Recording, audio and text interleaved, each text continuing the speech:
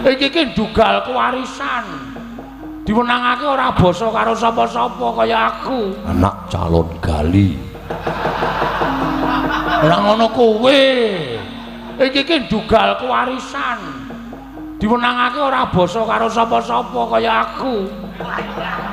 Janaka duwe anak calon gali. Ya terus apa ora wae. Mbok ngono. Kowe terus gak terus. Bagong terus mutung. Ayo sampean ki ngendika ya cobloko kok ya. Ibune nendi? Ibune digawa Dewa Srani, pecah dase Dewa Srani. Ha cetha kae muring tenan kae. Wis ben kapok Dewa Srani. Cakra, Petruk. Lah aku ngerti nek lagi pisan mau kok ya nek lali ya njuk ngapura Cak Petruk. Ah. Sing matane kira mau ndi? Oh, Reng gelo Reng. Ngapa? Lah iki sapa wau? Kek. Wi Gareng. Ah, iki Gareng. Ah iya. Wah. Lah sing mripate kaya ndok dadaran mau?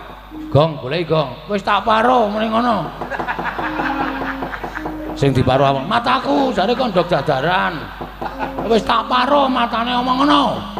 Iki bendaramu ya ora sudi bendara diwenangake ora basa karo sapa-sapa kaya ngunekke mata ndok dadaran nang omah disembah anak bojo nang kene mung padake bakul ndok. Aja sak penake dhewe jagat kobar mergo saka gelak gedhoamu ora mulih ning papanmu adugangi nang kene batobat apa? Tobat iki karepe piye? Digulung-gulung kaya ngene iki. Gak apa ora, aku nek ngajar ya ngene iki. Ayo. Masuk.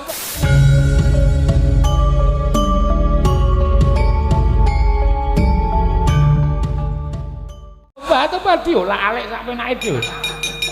Nek ora tau olah-alik ndak rugi. Kudu diolah-alik.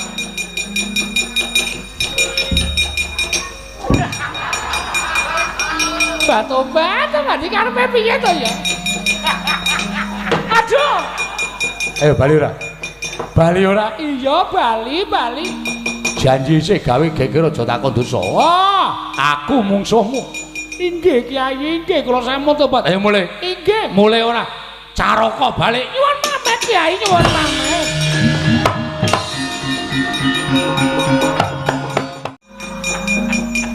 Pripun?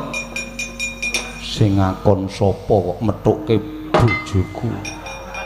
Kula niku mboten methuke, mriko mlayu mriki kula niku ajeng mriku, njukuk niku lho, teklek niku lho.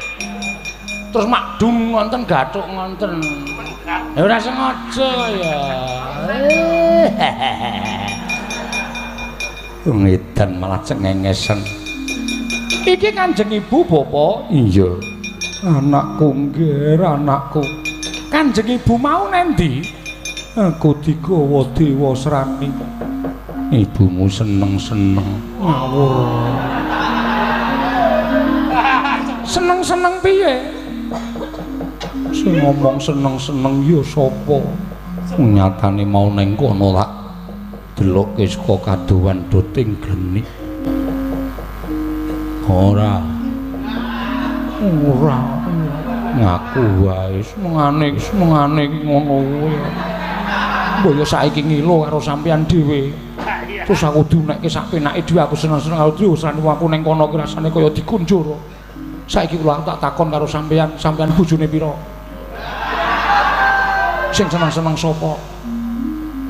Saiki sing tak anggap bojo lagi kowe. Rak saiki. Terus esuk pira tak takon. Ki ngopo ta iki? Enten apa? Sengit.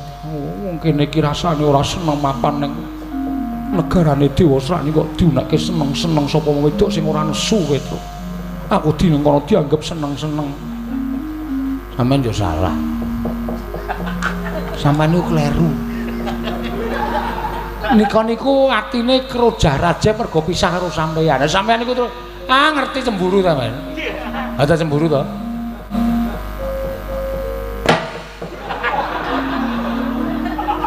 Iki udike dilangi sik dah aku. Ayo dibuang. Mun njur tas-tas ora. Ben. Mangsaku nek pancen ana kaludangan mlayu rak kudune Dresana ki mlayu malah tenguk-tenguk neng taman. Ngono ku rak padha karo seneng mapan neng kono.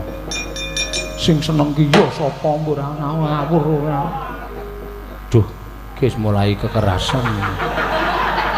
Kene ora seneng aku. Aku ora seneng ngono aku ora apa-apa aku. Kene. Mriki. Napa-napa niku kudu dirampungke. Ora dienggo nesu. Ya kuwi sing marah. Kok njur nggawa tutuk aku ditutuki. Ya ben ditutuki wong nyatane yo.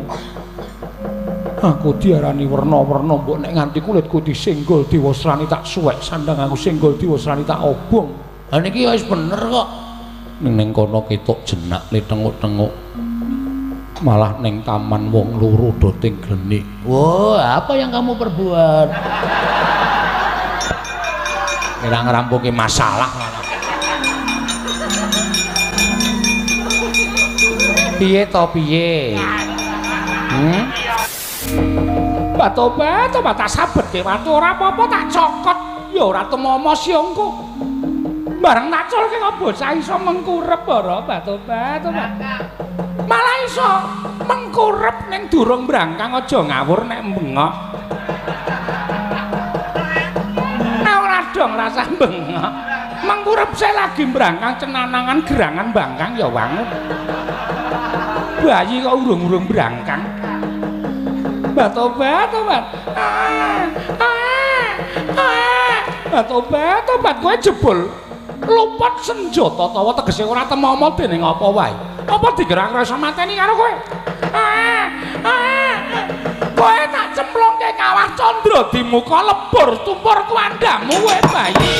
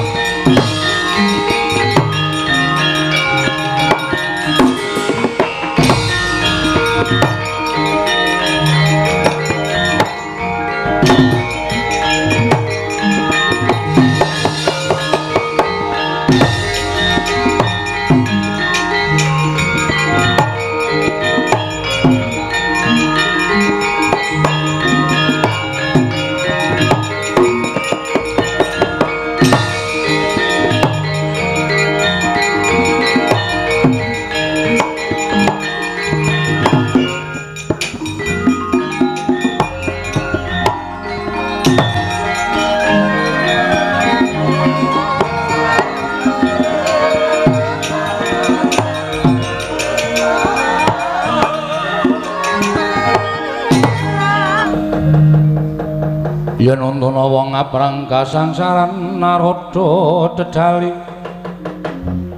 Narada dedali kedunya kaleweran.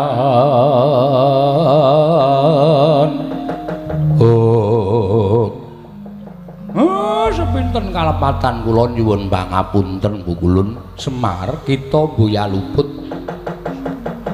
nalika ulun jengkar saka Kayiwangan Mundaran Nirbawana sumurup lamun Kayiwangan Suralaya kobar dening genining Angkara.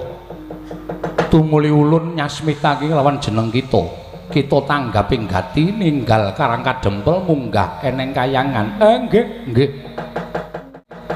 Kita wis weruh lelakon ingkang dumadun ing Kayangan.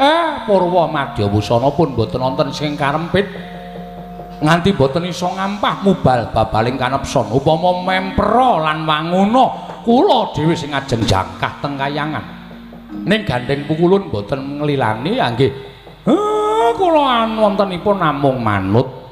Iya Semar nggih bayi ingkang tanpa dosa Iki kaningaya dening patraping Manikmaya ingkang tansah nyarujuki kelawan lelakone Betari Durga. Nggih kula ngertos.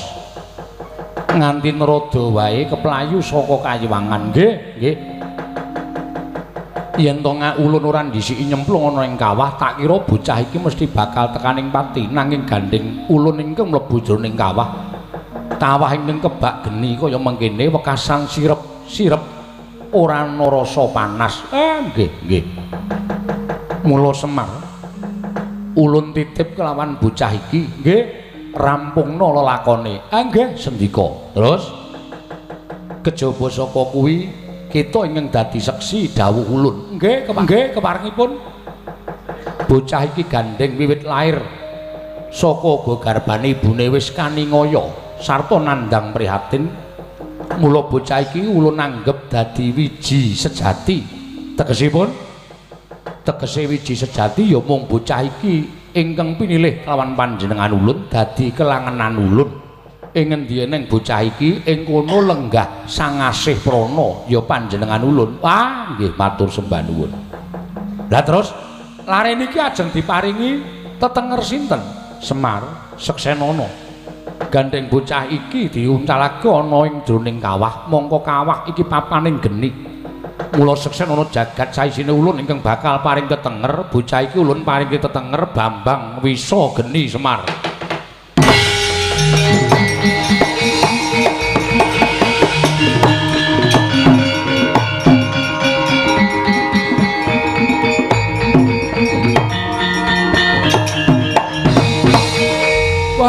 Bambang Wisa Geni kaprah ingkang padha mestani besuke bakal ana tembung Bambang Wisang Geni. Wah, ngopo Semar mboten napa-napa ming wangonten tok Wisang Geni. Iya wis Wisang Geni bakal duwe kekuatan ingkang tentrap ngungkuli lan sak pepadaning titah. Wisang Geni duwe daya kekuatan ingkang ngungkuli marang sak pepadane. Ruktinen Semar tuduhna wong tuane yen kepara Wisang Geni kudu isa males ngudi tuwuh lara wiranging kelawan para dewa. Dipun keparengaken ulun keparengaken. Matur nuwun, matur nuwun. Ulun kundur makayangan bocah iki jedinen supaya enggal gedhe sansarta dewasa satemah bisa ngapokake para Jawata ingkang mengeng pakartine sarta minggok dalan. Ora wujud Jawata ingkang utama nanging wujud Jawata ingkang angkara murka men padha kelingan kelawan jejere. Nggih ngestakaken dawuh ulun kundur makayangan Semar. Nggih nderekaken Bu Ulun. Matur sembah nuwun.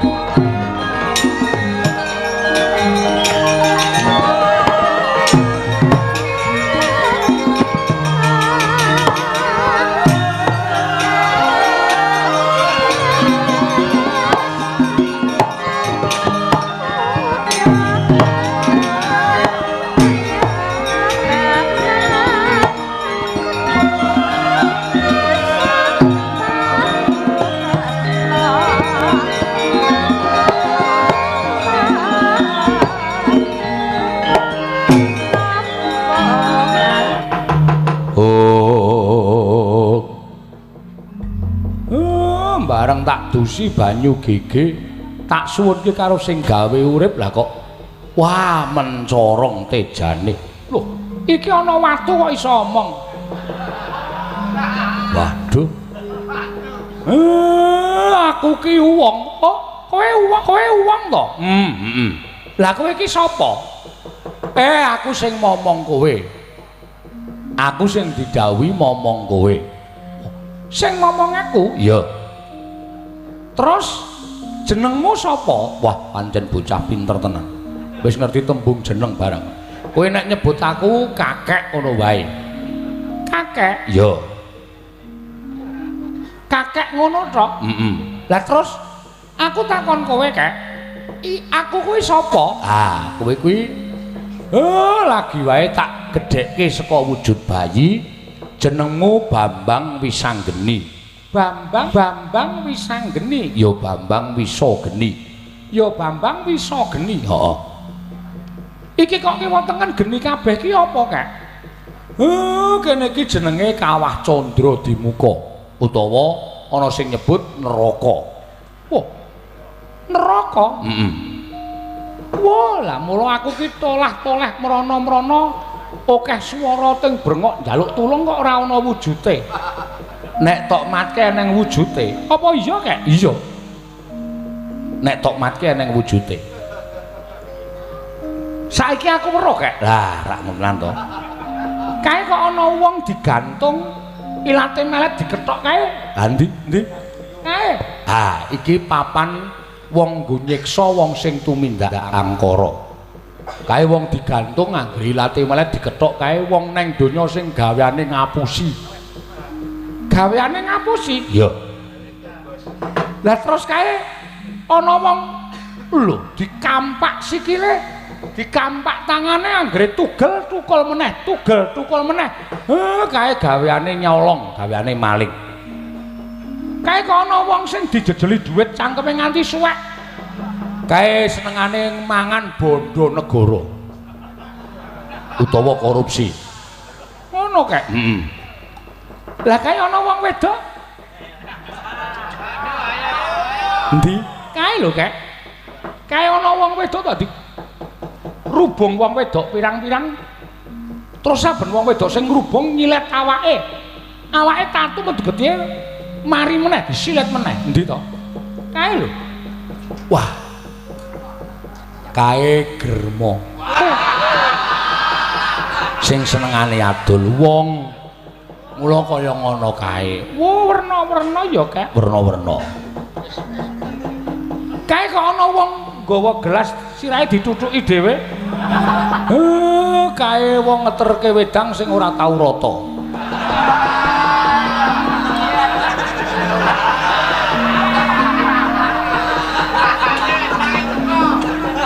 Anggere nganti kliwatan siji sesuk hukume ngono kae. Apa iya kek domongi kok. Mula kudu sing teliti. Iya kek iya. Lah kok lho kae ana. Kae ana wong nganggo sandangan Jawa. Kok lambene dislomoti nganggo rokok kae ngopo kek? Monggo dislomoti dhewe. Ah, kae endi to? Kae. Wah, kae wiyaga sing seneng nguduti udute kancane. Nggone dhewe disaki ning jukuki nggone kancane. Kuwi. Wah, ngono to, Kak? Heeh. Lah kaya ana sing malah rambene disromoti nganggo cerutu. Kae nek ana dum-duman rokok nganggo gelas, dikukup dilebokke tas. Kae cangkeme disromoti nganggo cerutu. Oh iya to, Kak? Heeh. Lah kae kok ana wong nganggo wong wedok ayu lho, Kak. Endi? Kae lho. Wong wedok ayu mongko sandangan Jawa. Heeh. Kae kok dridine dicatuti. Dijabuti kukune. Ah, wo, kae sinden. Oh. Kae sinden nek bar nembang njaluk dit juragane kuwi hukumane dijabuti ngono kuwi. Oh, ngono to. Dadi kabeh iki mesti mawa dosa. Oh iya, Kak. Lho kae ana meneh sing guyu nganti cekakaan, nganti muntah-muntah. Bar kuwi terus cangkeme digajuli wong pirang-pirang kae. Kae dolop.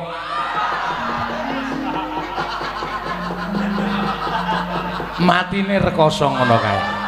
Oh, ngono lho kae. Heeh. Kae kok ana wong nganggo sandangan Jawa. Mlaku dijegal terus digebuki. Kae wiyaga sing bola-bali nguyuh. Burung wanci ning nguyuh wis nguyuh. Kae hukume kaya ngono kae. Lah kae kok beda dhewe kae Sendi. Kae lho, ana piyayi kok nganggo sandangan Jawa. Lenggah neng kursi mongko kursine empuk. Sajake kepenak mangan woh-wohan pirang-pirang. Dirubung wong ayu-ayu kae sapa? Oh, kae dalang. Akeh sedakoe mergo nglipur wong pirang-pirang. Lah kok ora gelem turung karo wiyagane? Sengit karo wiyagane. Sengit karo wiyagane. Oh, ngono to, Kek? Heeh. Kowe duwe anak? Duwe. Apa ana wong wedok sing gelem karo kowe? Lho lah. Setan ora. Malah ngece karo aku. Aja mbok ece, bojoku kuwi widodari. Wah. Widodari? Heeh. Kowe lah edan. Apa kuwi widodarine katarak apa piye? Gelem karo kowe? Ah ora pancen wis binesti kaya ngono. Ayo aja kokean omong. Tak kanthi nang Karangkadempel, mengko tak duduhi bapakmu karo ibumu ning kowe kudu wani mbudidaya. Iya, aku manut kakek. Ayo karo aku. Ayo kae tak derekake.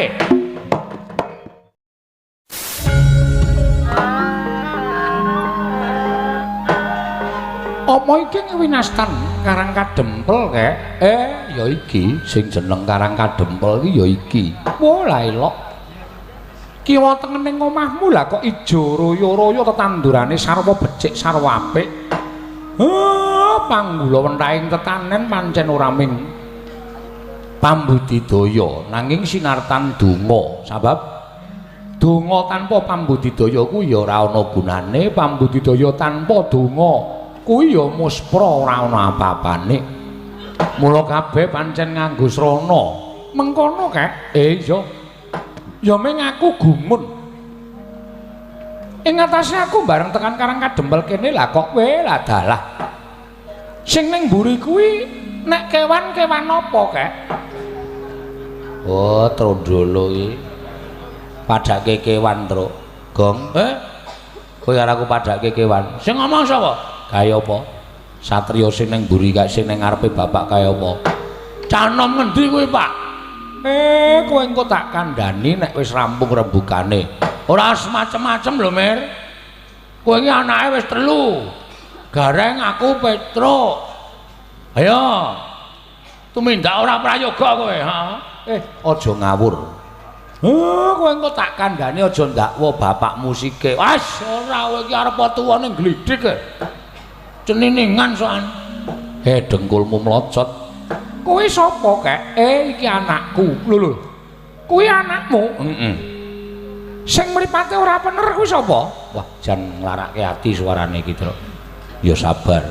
Iki Nala Gareng. Nala Gareng. Nala Gareng ki lak sing ngower-ower ning dhuwur kae to, kae Gareng Pung. Sing dhuwur sapa? Sing dhuwur irunge dawa kuwi Petruk. Weh, lah dalah. Ana wong kok jenenge Cakruk. Oh, bagus-bagus budhek. Petruk kok ya Cakruk. Lah sing mripate kaya ndok ceplokan kuwi. Lambene jembare ora jamak kuwi sapa? Iki anakku ragil jenenge Bagong. Loh. Ana wong kok jenenge Ngesong. Ngesong nggo mendem kowe kuwi apa piye? Bagong. Oh, wis sapa ta, Mir? Iki jenenge Raden Wisanggeni. Anake sapa? Perkara anake mengko tak kandhani ning kosek aku tak crita karo Ndara Wisanggeni sik. Kok ketoke nyolowadi kowe? Menengo to. Aja nyaut-nyaut dhisik. Kakek, piye? Kakek mau janji karo aku yen to tekan kene aku arep tok kandhani bapakku sapa, ibuku sapa. Kowe tak kandhani. Nek kowe takon bapakmu sapa, ibumu sapa? Prasaja, aku ora ngerti. Lah, jenenge kowe ngapusi karo aku. Kosek to, kosek. Aja kesusu. Aku ora iso ngandhake bapakmu karo ibumu ning aku iso menehi pituduh. Pituduhe piye? Kowe ora usah dadak takon sapa-sapa. Ning takono para dewa. Dewa kuwi apa? Dewa kuwi sing nitahke awake dhewe. Papane menyang endi? Papane menyang kayangan kono. Kayangan kuwi ngendi? Kayangan kuwi papan sing gumantung tanpa cantelan. Ana papane ndah, ing kono sinebut kayangan. Lah, dewa-dewa kuwi uripe ning kayangan. Apa to sababe kowe takon karo dewa? Merga dewa kuwi ngerti mubah musi ing titah. Nek nganti dewa ora iso ngandhake bapa karo ibumu, wajib dewa tok jotosi, nek perlu tok ajar. Loh. Dijotosi iki dikapake. Lah iki. Bagong piye?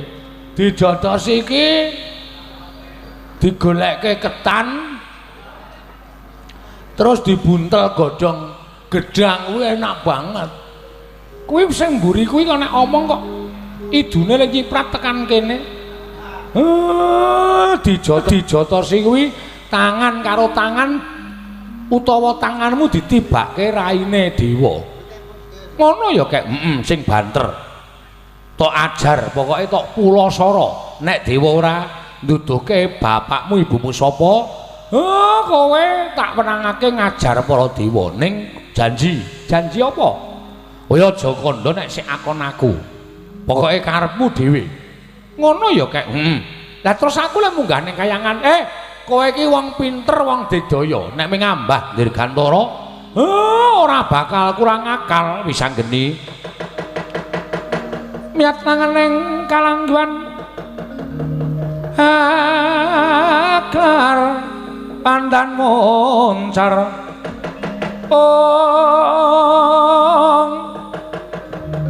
Tinon ler kekonang surem sorot etan badang kasoran bacaring purnameng kekono dasari mongso katiga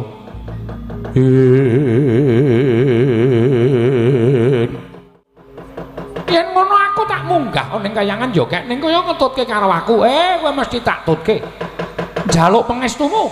Dewa tak takoni bapakku ora ngerti, buku ora ngerti aja kelakon dosa. Kayangan tak gawe sungsang bawana balik. Ya sing ati-ati wis anggeni.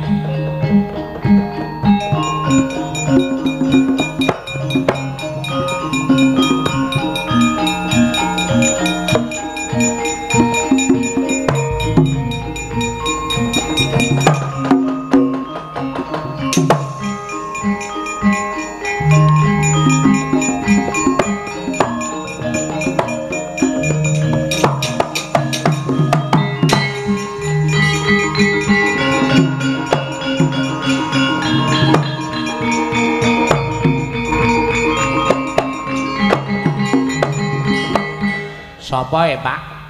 Kok bapak kaya akrab banget? Kowe ora ngerti. Kae iki sejatine, Apa iya? Weh, domongi kok. Lah kok iso ketemu karo bapak? Bapak nek tak sejarahke suwe. Butuhe kowe ngerti. Sapa reng? Ngerti atruk kae janjane, Tenane, weh domongi kok nek ngapusi aku ya ngapusi bapak. Sapa truk?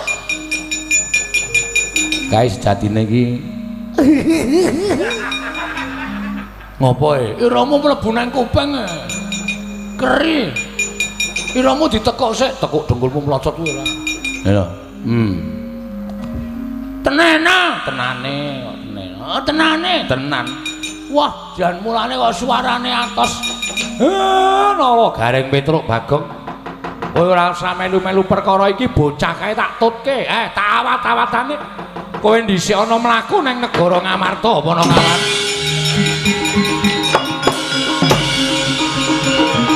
Ya traya. Ya.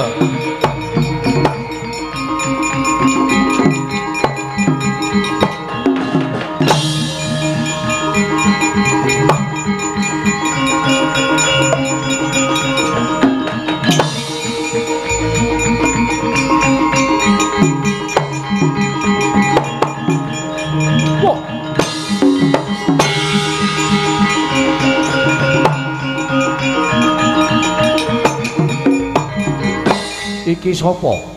Ana noman munggah ana ing kayuwangan. Lah kok banjur apa-apa dirusaki, apa-apa digawe rubuh. Kowe sapa? Takon karo aku wis anggeni. Kowe sapa? Aku Bathara Penyarian. Bathara Penyarian. Sikilmu sak cengkang ora ngambah Bantala. Kowe apa? Apa jim setan priprayangan? Hus, aja ngawu gawar-ngawur. Ulun iki dewa. Lho. Dewa? Iya. Lah yen ngono kowe sing tak goleki. Aku arep takon karo dewa, takon apa wis anggeni. Yen kowe ngerti wong tuaku, bapakku sapa, ibuku sapa? Lho. Lah kowe iki lair saka ngendi? Kok takon bapakmu sapa, ibumu sapa marang aku? Ulun mboyang ngerteni. Kowe iki dewa kok ora ngerti iki piye? Ulun ora ngerti tenan. Wah, dudu dewa wae.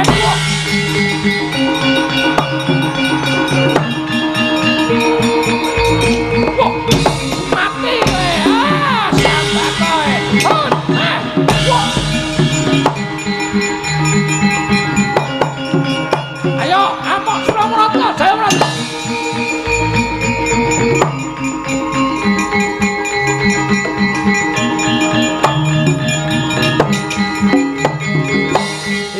sandangane padha karo sing tak ajar mau.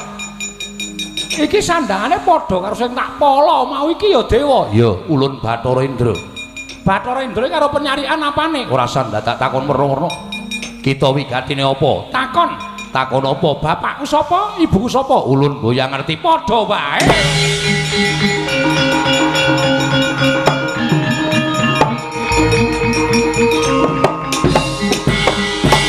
Ayo, ampok Surabrata.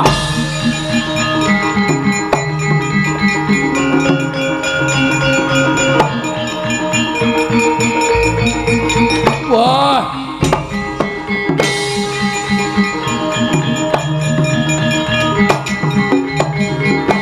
Ana bocah gawe geger kayiwangan. Iki sapa? Iki wujude wonge gagah. Untune kaya catut. Ngunekke dewa kok untune kaya catut. Ning sandangane padha karo sing tak ajar mau. Oh ya dewa. Ya, aku dewa. Jenengmu sapa? Yama Dipati. Bathara Yama Dipati. Ya. Bapakku sapa, ibuku sapa? Lho. Lah aku ora ngerti. Nek kowe ora ngerti kok tak ajar kaya kanca-kancamu. Jabut nyawamu. Wah. Wah. Oh. Wah. Lho. Kowe ngopo? Lho kok ora ketut to nyawane? Kok ora ketut nyawane? Nyawane sapa? Nyawamu kuwi. Lho, kowe mau njabut nyawaku to? Iya. Aku njabut nyawamu. Iso ora? Nyatane ijik urip, kowe ora iso dijabut nyawane. Kowe sing tak jabut nyawamu. Wah.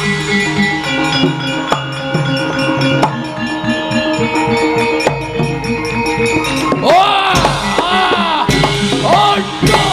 Oh! Oh! Ah!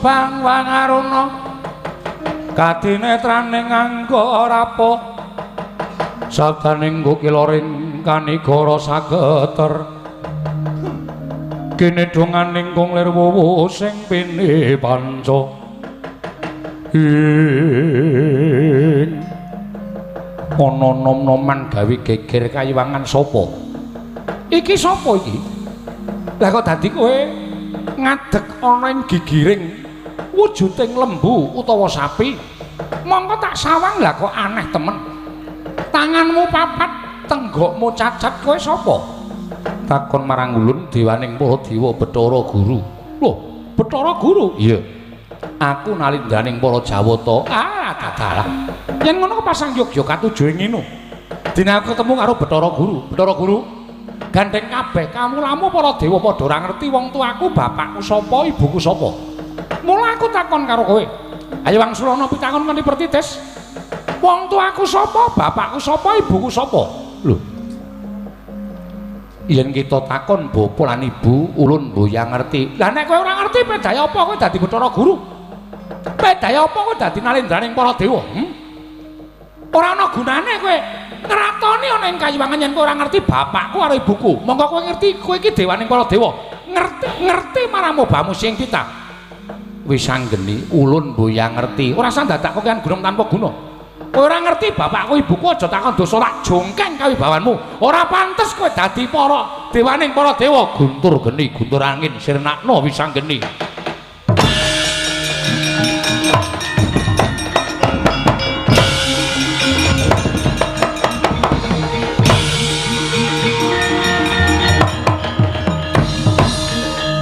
kowe iki ngopo Bathara Guru? Kowe iki ngopo aku tak takon? Kowe dewa kok seneng dolanan kembang api? Us. Kembang api bila iki mau kelap-kelap nyamberi aku apa mbok anggap aku kalah? Apa mbok anggap aku mati? Ya ngono apa piye? Wis anggeni ora iso mati. Butuhe wis anggeni ora tak tuduhke bapakku sapa ibuku sapa aja takon dosa. Hayangan iki tak gawe sungsang bawana balik. Yen perlu kowe tak wirang-wirangke Bathara Guru. Lah dalah.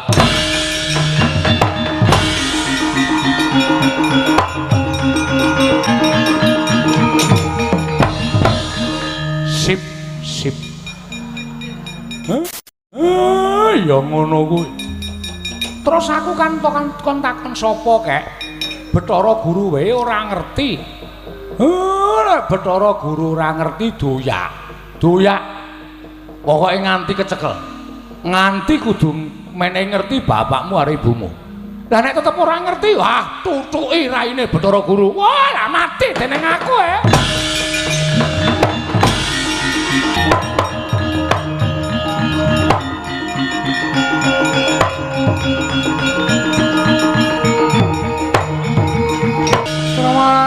Swami ngambreng-angang ati karunaning kaswase dosang gondo supaya goleki menyang didununge ya kuwi Janaka. Wah, ora ngira babar pisan jlamprong minggat nganti tetaunan. Yen nganti ora ketemu apa kelakon Pandhawa bakal gutang.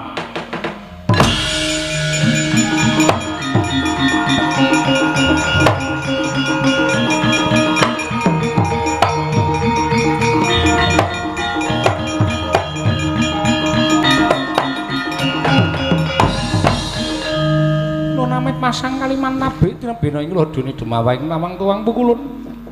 Mboten kanthi kanyono-nyono jenengan dika Pukulun ing tedhak wonten ing Madyapada. Kula ngaturaken sembah mabekti kula kunjuk Pukulun. Ya Kresna Luntama, guru hakekku. Aku ngaturke sembah. Ya. Werkudara Luntama. Wonten menapa Pukulun? Kresna ulun nyuwun senjata pitulung. Kayiwangan geger disababake tingkah polahe nom-noman kang aran Wisanggeni ingkang ngamuk ana ing Kayiwangan.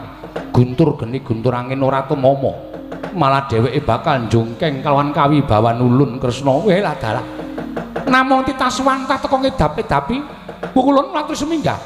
Kayiwangan badhe kula depani Pukulun. Ya ulun jaluk tulung ya Kresna. Inggih Pukulun.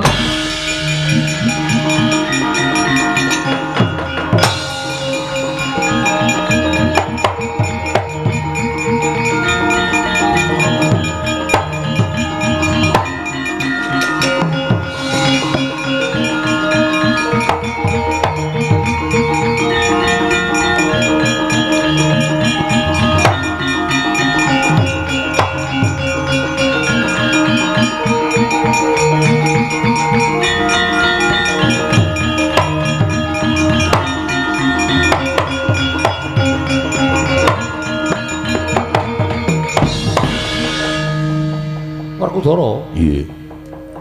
Wangune iki bocah sing wani ngrusak kayangan. Bocah ora sepirwa, pikira la idake modar. Iki sapa? Ana ratu kok kulite ireng banget. Iki sapa? Lho. Kowe sapa? Takon karo aku jenengku Wisanggeni. Kowe sapa? Aku Nalindra Ndarawati Prabu Kresna. Oh, Nalindra Ndarawati Prabu Kresna. Iya. Sing mburi sapa sing gedhe? Werkudara. Kowe Wisanggeni. Ya. Ngopo nggir kowe kok mlayu-mlayu goleki beburonku? Lho, beburonmu sapa? Iwang Pikulun Bathara Guru. Kowe titah warwani karo Iwang Pikulun Bathara Guru ki apa demen kualat? Kualat sing endi? Nek kualat wis mau-mau aku. Nyatane Iwang Pikulun Bathara Guru tak oyak. Kayangan tak gawe geger aku ya ora kualat. Nek kowe kena tak pringgake becik lereno, aja ngoyak-oyak Bathara Guru. Kowe iki sapa to? Kowe iki sapa? Kowe apane Bathara Guru? Kowe dulure ya? Arep trimake Bathara Guru tak oyak-oyak. Ayo. Aja meng kowe. Sing gedhe dhuwur kae mungsuh aku nek nganti aku kalah, aku meguru 20 taun. Mikira jangkae. Kosek to kosek. Kosek aja kesusu. Bocah cangkeme elek. Wah, pikir aku kok ditantang Werkudara ora tau mampu penantang tantang karo bayi wingi sore. Tasah kakean gunung tanpa guna. Apa demeh kowe duwe kuku dawa banget ngono apa piye? Apa ora semelang nyogok bokoke kancane? Iya. Ya ngono apa piye? Kowe lah wong iki ketoke galak ning duwe keluwihan nek Gojek rada semu. Semu yo men. Mikir tak jangkae. Ora wedi karo bayi wingi sore. Ora sakakean Gunung Ayu. Sing ngarep dhisik sing maju ya kena, sing mburi dhisik sing maju ya kena. Kowe ora lunga ngarepanku tak tibani senjata cakra. Apa? Senjata cakra. Kowe ngerti ora? Pusakane Bathara Guru ora temomo ning awake wis anggeni. Lah kok dadi kowe meng pamer pusaka kadonyan. Ayo. Rangkepo 1000 pusakamu. Ayo, cocokno ning dadane wis anggeni. Nek nganti aku lara, mati meguru karo kowe. Mati dening aku. Den ampun, Ndara. Ampun, sabar.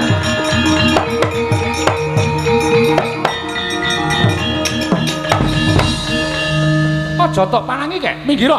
Ratu Ireng yo gleleng men. Sabar apa? Arep ngentokke senjata cakra tak tamarane kaya ngopo? Sabar. Iso ora sabar? Iya. Ora manut karo wak tinggal lunga. Ora kek aku manut. Ora kok sik iki rak Semar to? Nggih. Lah kok dadi aku arep nampani nibani pusaka karo bocah kuwi kok tok penging bengak-bengok kadoan. Ide pol. Nggih. Wow, dadi kaya ngono. Nggih. Sampean mungkin nek mateni lare niki sampean getun. Lho, getune ngopo? Getune ngopo? Bayi cangkem elek. Deplok wae muter. Minggir kae, jangkae kae wong gedhe dhuwur kae. Rumasane apa aku wedi kok? Kuwi cangkeme kaya ngono kuwi. Sabar to, sabar. Aku mangkel ora kena mangkel. Manut karo kakek ora? Iya, Kek. Wah, ora manut tak tinggal lunga. Sing ngomong sapa? Iya. Njaluk ngapura. Nek tak tinggal lunga kowe ora ndek kanca. Iya, Kek, iya. Ora bocah iki kok manut men karo kowe. Iki sapa? Mangriyen to. Mang Presani coreke Pasuryane. Bener? Lho, lah sapa? Rekudara kowe ngerti ora? Ora sudi ngerti karo bocah. Ora sudi ngerti karo cah wani karo wong gerak. Wah, upama duwe anak kaya ngono tak pateni wingi-wingi. Ayo arep ngopo? Sabar. Iya, Kek. Aku nek karo sing ireng ora patek mangkel karo sing gedhe kae. Kaya gleleng-gleleng dhewe. Gedhe glombior iki kok. Aja kaya ngono ta. Iso sabar ora? Sabar apa rumasane anggepe ora? Mang Presani coreke riyen. Ora ta ya kowe? Ayo. Kapokmu kapan? Nek merem ya merem ora usah dikuat-kuatke.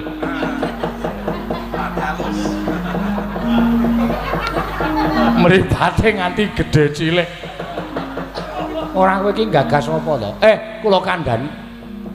Niki niku dudu sapa-sapa. Lho. Apa iya? Nggih. Lah kok dadi Semar ngerti? Kula sing ngerti lakone bocah niki. Nek sampean mateni napa mboten gelo? Lah dalah.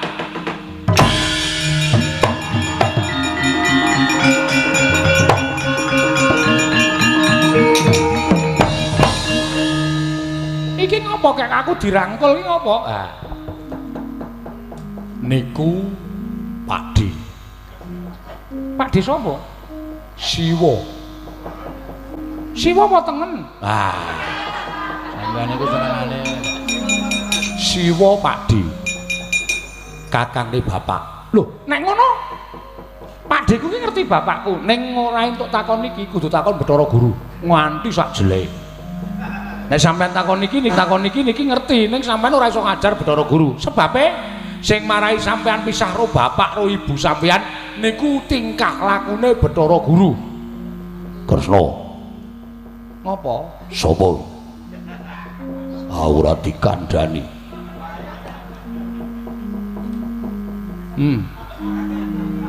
Wah. Apa iya? Lah nyatane Semar cerita ngono kok. Wah, Caidan. Wah, arep ngrangkul ora? Ora. Karo putrane kok kaya ngono ya. Mbok yo ngrangkul. Sapa kek? Niki ya Pakde ajeng ngrangkul sampean. Ora sudi. Suarane atos kok ngrangkul aku. Niki Kang Pakde kok ora entuk ngrangkul. Sesuk wae ngrangkul kapan-kapan. Oh, kowe senengane ya ngono kok. Ya ben, nanti anak ya ngono ora apa-apa. Wah, suarane kaya ngedap-edapi. Lah terus aku kudu piye kek? Bathara Guru tetep doyak nganti ketekel.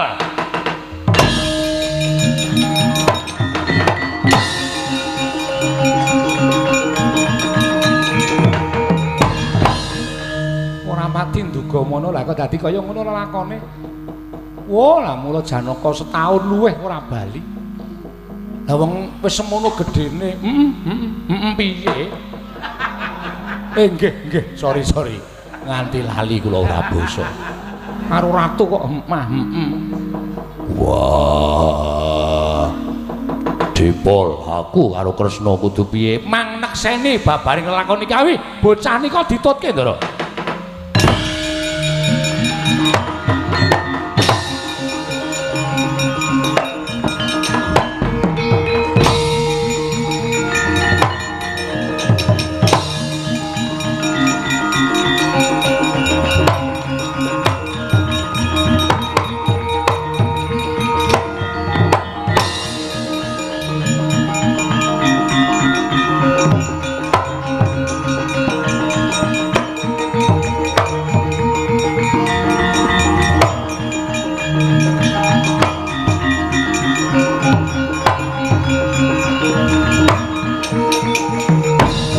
Pandhita kang nyarwang sit pindha gombang ngajaping madu sarining tawang Raden Janaka wonten dawuh penemban mestinipun jengandika Raden kundur wonten negari Ngamarta menapa kasatriyan Madukara sampun ngantos lajeng mapan wonten ing pertapan Cakrawala mriki suwita dhateng Begawan Kumbara Resi Raden kula aturi emut dhateng kewajibaning kasatriyan kula aturi emut dhateng kaprajan jengandika Raden sampun ngantos panjenengan dipun sengguh sawijining satriya ingkang singlar dhateng kewajiban penemban kula sampun pisah kalian memani ing jejantung kula Yayi Dresana kula sampun kecalan inggih menika katresnan kula jabang bayi mapan wonten ing kandhutanipun Yayi Dresana kula Janaka gesang wonten ing Malam Padang sampun kadidene sarah mungguing lautan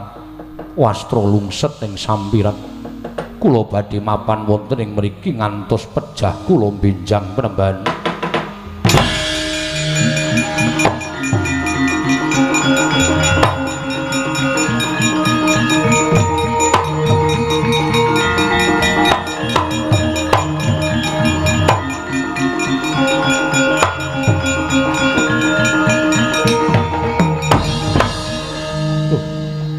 kok kadidene Wang Pikulun Bathara Guru ingkang tedhak wonten ing pertapan Cakrawala kula ingkang abdipun Kumbara Resi ngaturaken bekti kula kunjuk Iwang Pikulun Bathara Guru Kakang Narada sampun kados mekaten Kakang kula sampun dakwa utawi kula sampun ndodho ing kalepatan kula sampun ngrumaosi lepat Kakang Narada tingkah lampah kula nalisir saking anggrang-gring kautaman kula dipun kapokaken dhateng lari wingi sonten namipun wisanggeni Kakang Resi monggo kundur wonten ing kayiwangan namung jengandika Kakang Narada ingkang saged damel padhang kayiwangan Suralaya Kakang Narada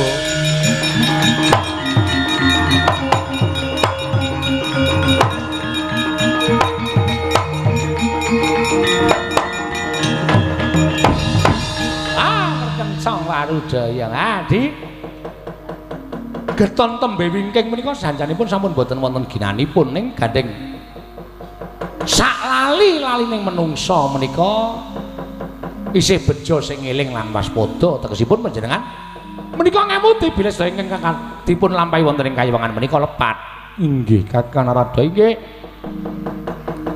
wonten nem-neman ingkang namipun wisanggen ingkang ngoyak-oyak dhateng kula. Kajengipun panjenengan lenggah ingkang menika. Ingkang nami wisanggen kula ingkang badhe mapakaken Adi Pramesti.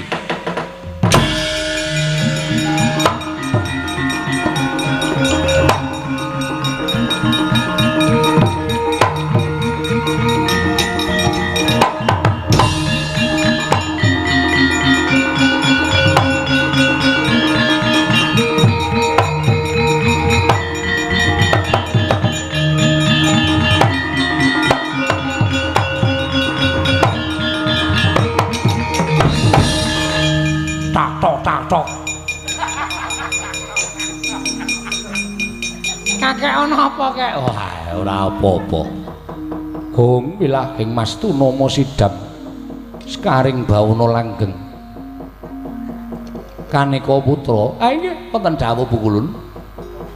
Manikmaya wonten timbalan Bukulun. Mboyana ingkang kudu ngadili kelawan jeneng kita, kejaba amung ulun. Kita wis gawe geger kayiwangan, kita wis ngregeti suci ning kayiwangan kanthi patrap kita ingkang nalisir saka nggrang-gring kautaman. Kita nganti mentala gendak sikara kelawan wong kang wis padha bangun bebrayan angka loro kita menehi kalodhangan Betari Durga nyiksa kelawan jabang bayi tanana liya kejaba mung wisanggeni. Mula Gage Seksenana wisanggeni iki titah dadi kelangenan ulun wondene Manikmaya kita nggone munggah ning kayangan bareng kelawan ulun sabab ana pidana ing bakal ulun patrapake lawan jeneng kita Manikmaya. Aduh Kukulun, kula nyuwun pangapunten yen to mung pangapura besok bakal kita bali meneh rasakno paukuman saka panjenengan ulun.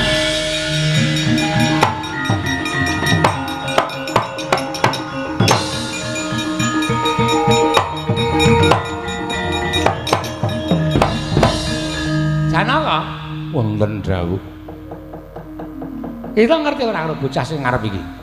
Nggih, mboten mangertos. Arane wisanggeni. Arane wisanggeni langsung rupa ya iki jejabang sing neng kandhutane bojomu Dersanala. Janaka, iki anak kita. Anakku nggih.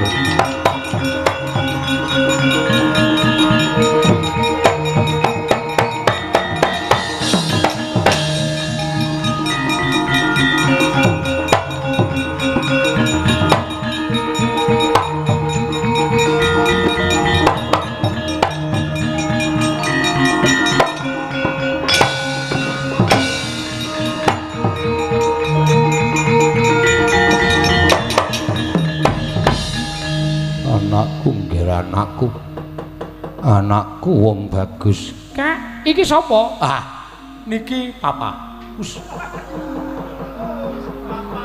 Iki bapak utawa ingkang Rama.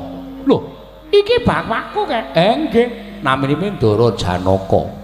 Waduh, Rama, aku ngaturke penuwun, ngaturke bekti ya Rama. Kakang Semar kok bocahe ora iso basa. Arep ora iso basa ning niki kelanganane Sang Asih Prana. Mula niki ndugal kewarisan dimenangake ora basa karo sapa wae. Iya. Ngaturke panuwun ya kek wis nemokke aku karo bapak. Iya. Kakek iki sapa to, Pak? Iki sing momong aku. Lho, sing momong bapak? Iya. Sapa jenenge? Lho, apa kawit mau durung tepungan karo iki? Durung. Dheweke mung gelem disebut kakek. Takon dhewe. Kowe jane jenengmu sapa to, Kek? Hartono.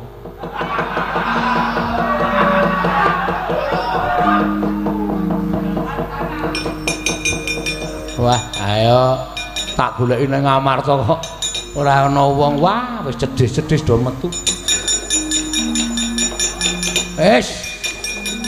Sinuwun Ndarawati. Iya, Bagong. Ndarawarku Dara. Iya, Bagong. Lah, bapak sing suarane gedhe kae sapa? Kae kakangku. Lho, kadangmu sepo? Iya. Jenenge Werkudara. Siwa utawa bapa ngono engko ndak nesu. Wah, Janaka duwe anak calon gali. Ora ngono kowe. Iki ki ndugal kewarisan. diwenangake ora basa karo sapa-sapa kaya aku. Ya, Tru. Apa ora wae ora. Mbok ngono. Kowe Tru iki gak aku, Tru. Bagong terus mutung. Terus melayu ora. Ibumu menyang endi? Aku ora ngerti. Kakang Semar ibune iki menyang endi? Digawa Dewasrani, tak pecah ndase Dewasrani.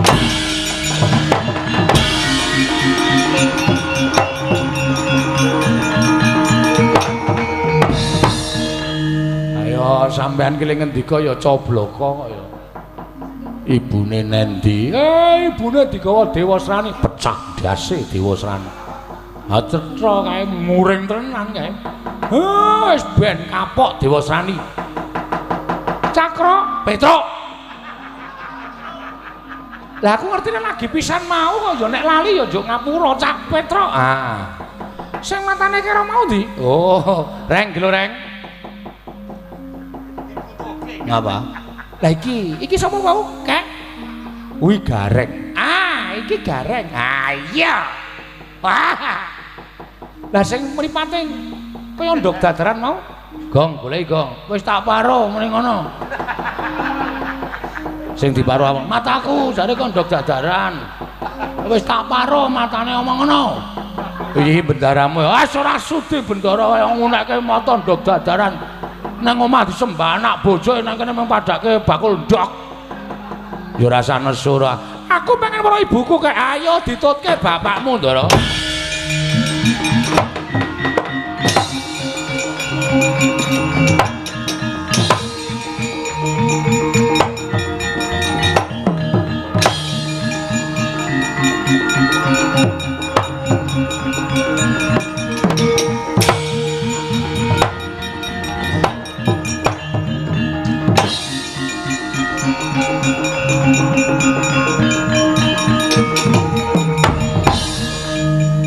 Dewasrani taun ana windana aku ora bakal gelem ngladeni karo kowe.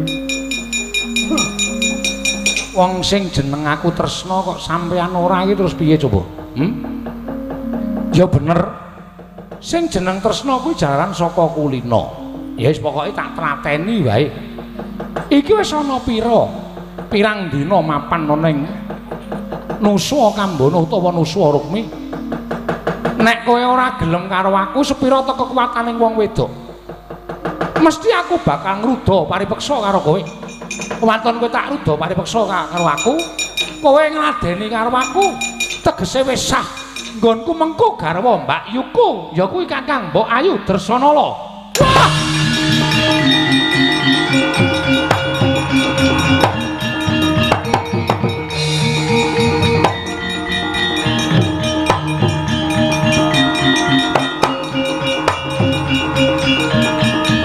Waduh mati ya.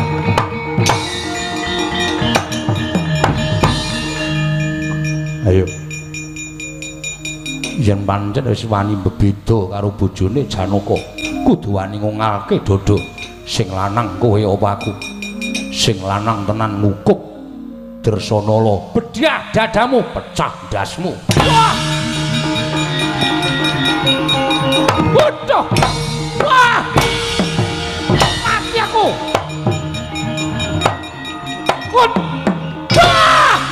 Areng apa kowe?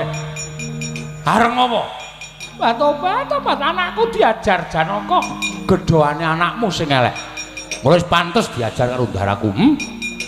Tok sumbering perkara iki mesti saka kowe, saka cangkemmu Betari Durga. Tobat. Mong kepengin napake kamulyaning bocah. Napake kamulyaning anak iku wajibane wong tuwa. Ning aja sasar susur tumindakmu kaya ngono. Aja sak penake dhewe. Jagat kobar mergo saka gelak gedhoamu. Ora mulih ning papanmu adugangi nang kene batobat apa? Mati aku.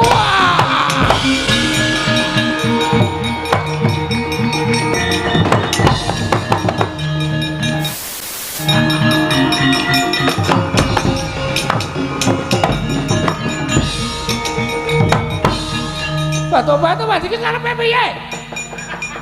Digulung-gulungke ngene iki. Gak apa ora, aku nek ngajar ya ngene iki. Ayo ayo. Bakso batu padi olak-alik sak penake dhewe. Nek ora tau olak-alik ndak rugi. Kudu diolak-alik.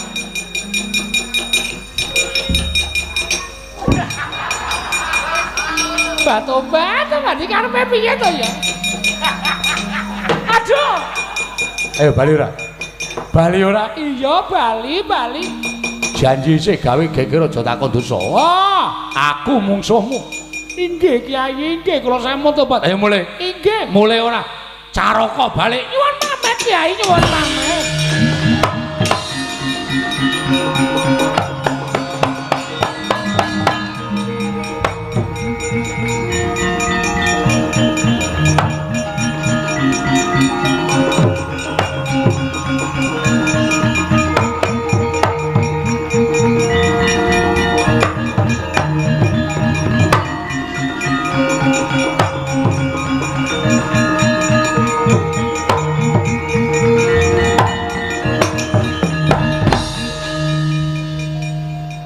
Dresana apa pangeran ana dawuh apa sawangan bocah sing ning ngarepamu kuwi sapa aku ora tepung aku ora ngerti tak kandhani ya Dresana kuwi wis anggeni kuwi anakmu Dresana tobat wis anggeni anak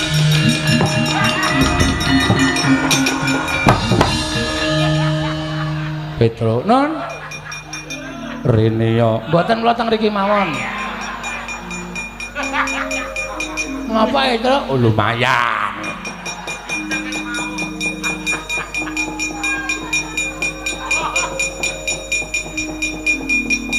Ditenono ora gelem rene ditenono.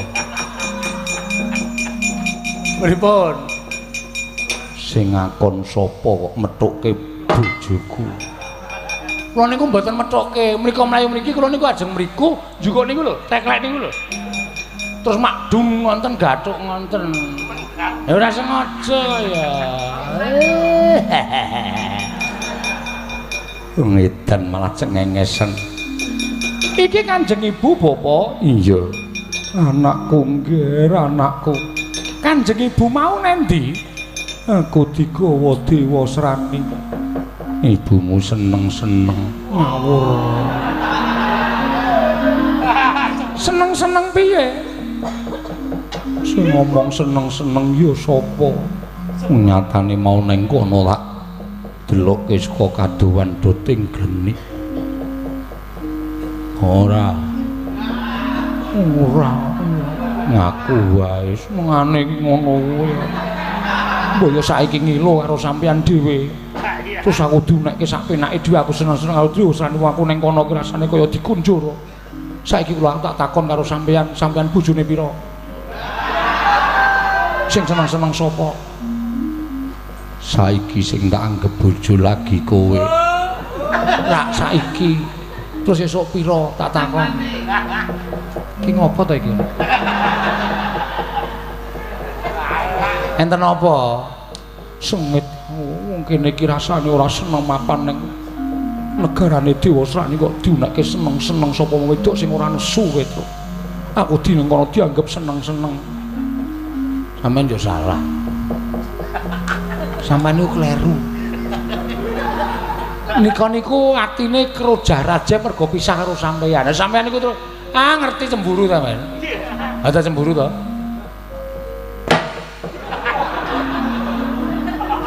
Iki udike dilangi sik gah aku. Ayo dibuang. Mun njur tas-tas ora. Ben. Mangsaku nek pancen ana kalodhangan mlayu rak kudune Dresana ki mlayu malah tenguk-tenguk neng taman. Ngono ku rak padha karo seneng mapan neng kono. Sing seneng ki ya sapa mbok ora ngawur ora. Duh, wis mulai kekerasan. Ini ora seneng kene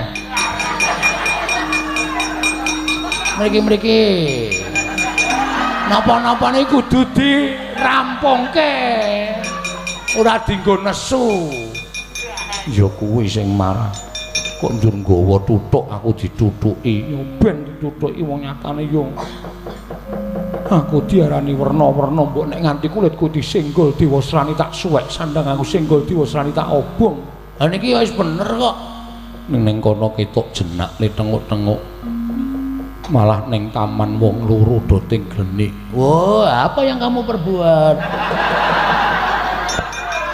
kira ngerampuki masalah piye to piye ngene ya tak kandhani ya ora aja sok kaya ngono kuwi ndak dicontoh anake wis anggene kawit mau melirik mripate kae lho nek ngerti kowe padha congkar ora prayoga dadeane to ya ora sing apik kabeh lakone wis padhang Dresana wis bali Janaka ya wis ketok nggone tembayatan padha diteruske malah wis peputra ya kuwi wis anggene iki sesuk yang bakal nyambung sejarahmu ngono dadi kowe iki aja kaya ngono nek kowe kaya ngono ateges kuwi ora jeneng kaya ngono mergo kowe iki wong lanang kowe wong wedok dadi kudu rukun antaraning lanang karo wedok iki aja nganti padha bendak sirah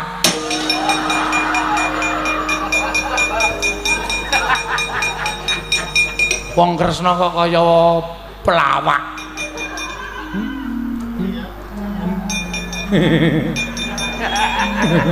yo duh nanangan ora ngapunten pun padhang mboten sang werni-werni Petro nun Werkudara kae lho balane Dewasrani kon nyingkir nggih monggo Den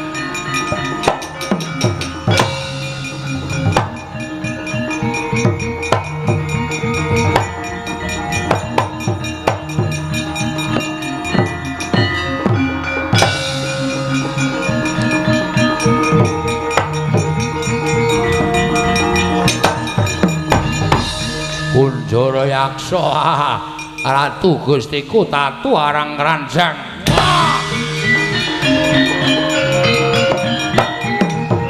wah wah wah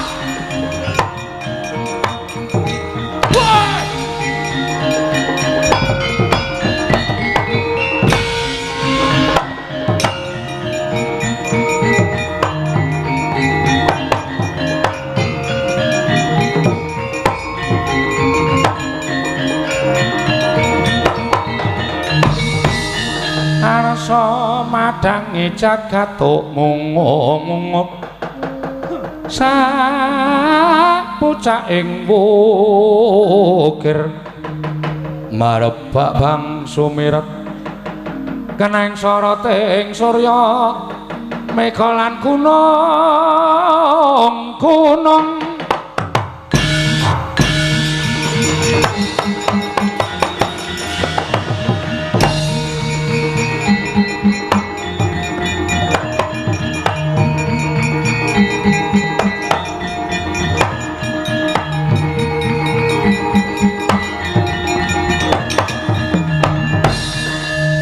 wiji sejati sampun lair mugi-mugi saged ngrengkuh sangganing para muda sami wangsul dhateng kewajibanipun anggenipun sami gadah kewajiban anjagi dhateng budaya menika ya Semar mugi-mugi sedaya manggi lestari nirbaya nirwikara durga mendhak kala sirna sampun paripurna crita kula sedalu menika kula pribadi lan kanca-kanca kula nek wonten pate nyuwun pangapura